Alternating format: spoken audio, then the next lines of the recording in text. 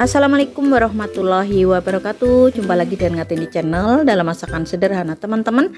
Hari ini saya mau bikin kue jadul, yaitu kue mangkok gula merah ya teman-teman. Kue yang satu ini tuh rasanya sangat enak. Selain manis, gurih, legit, teksturnya juga sangat lembut ya teman-teman. Selain bisa dinikmati bersama keluarga tercinta, juga bisa buat ide jualan ya teman-teman, atau juga buat isian snack box. Buat teman-teman yang penasaran bagaimana cara bikinnya, yuk langsung simak videonya sampai selesai. Di sini saya sudah siapkan ada kelapa parut yang udah dikupas ya teman-teman. Ini kelapanya setengah tua. Saya kasih garam secukupnya ya teman-teman, sekitar kurang lebih setengah sendok, karena ini kelapanya nih satu buah ya teman-teman, jadi satu buah kelapa atau satu butir kelapa, jadi garamnya saya kasih setengah sendok teh. Kemudian tidak lupa juga saya kasih daun pandan supaya harum. Nanti saya akan kukus kurang lebih sekitar 10-15 menit ya teman-teman. Dan setelah matang nanti saya akan sisihkan, tunggu sampai dingin. Untuk bahan yang lain di sini sudah saya siapkan, ada tepung terigu, ada tepung beras ya teman-teman. Nah, untuk bahan yang lainnya lagi di sini saya sudah siapkan ada gula merah. Nanti saya akan gunakan secukupnya. Kemudian di sini ada gula pasir. Dan selain itu juga sudah saya siapkan ada baking powder, ada garam, kemudian ada ragi instan ya teman-teman. Kemudian ada juga di sini saya sudah siapkan santan ya teman-teman.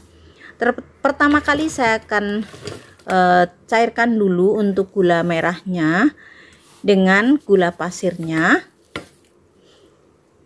Dengan cara saya akan rebus dan saya akan tambahkan satu simbol daun pandan dan santan yang sudah saya siapkan. Saya akan rebus dengan menggunakan api yang kecil ya teman-teman, tidak terlalu kecil tapi tidak terlalu besar. Saya tambahkan garamnya ya teman-teman. Ini saya aduk-aduk seperti ini, dan jangan ditinggal-tinggal, aduk terus sampai mendidih dan sampai gulanya larut. Apinya kecil. Kenapa mesti direbus? Supaya kuenya tidak mudah basi. Dan kenapa apinya kecil? Supaya ukuran airnya itu tidak berkurang dan tidak pecah santan ya teman-teman. Nah, ini sudah mendidih, saya matikan dan saya akan tunggu sampai dingin. Sambil menunggu kuahnya dingin atau sausnya dingin, selanjutnya saya tuangkan tepung terigu ke dalam mangkok yang lebih besar. Setelah tepung terigu, kemudian tepung berasnya juga saya tuangkan. Kemudian saya tambahkan di sini ragi instannya. Karena ini baru, jadi saya langsung campurkan. Tapi jika teman-teman ragu, takut sudah tidak aktif lagi, maka teman-teman bisa seduh terlebih dahulu menggunakan air hangat-hangat kuku.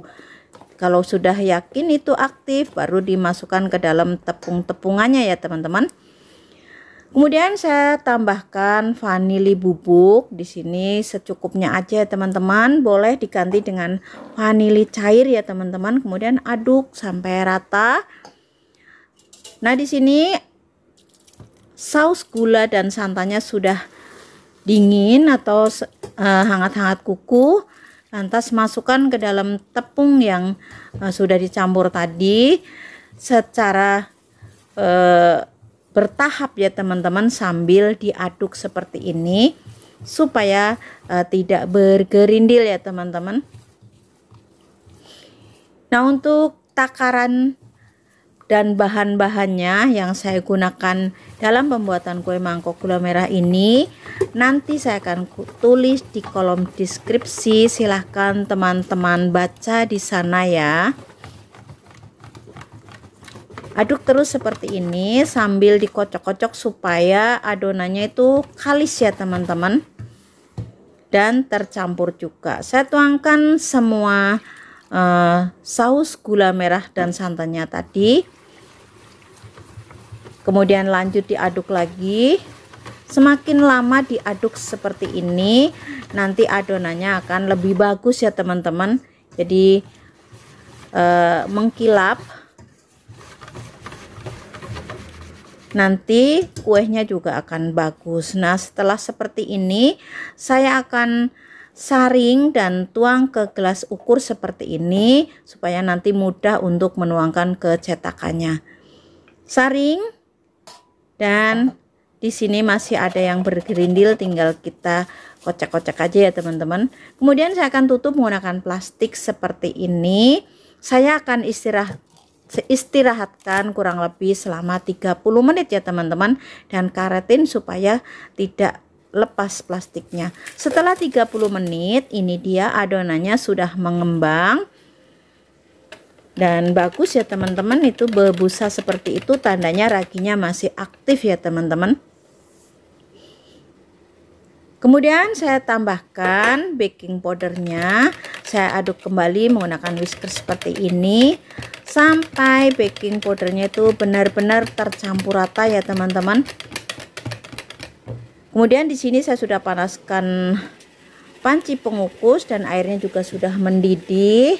Saya akan tuangkan ke dalam cetakan mangkok seperti ini. Ini saya menggunakan cetakan dengan diameter 5 cm ya teman-teman. Saya tuang seperti ini, penuh ya teman-teman.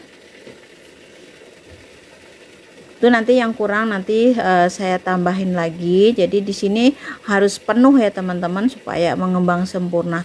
Nah, setelah seperti ini saya akan tutup, dan jangan lupa ya teman-teman, tutupnya dibungkus menggunakan kain supaya tidak ada uap air yang menetes ke dalam kue, dan kukus kurang lebih selama 25 menit ya teman-teman. Nah, ini dia setelah 25 menit kuenya mengembang dengan sempurna ya teman-teman.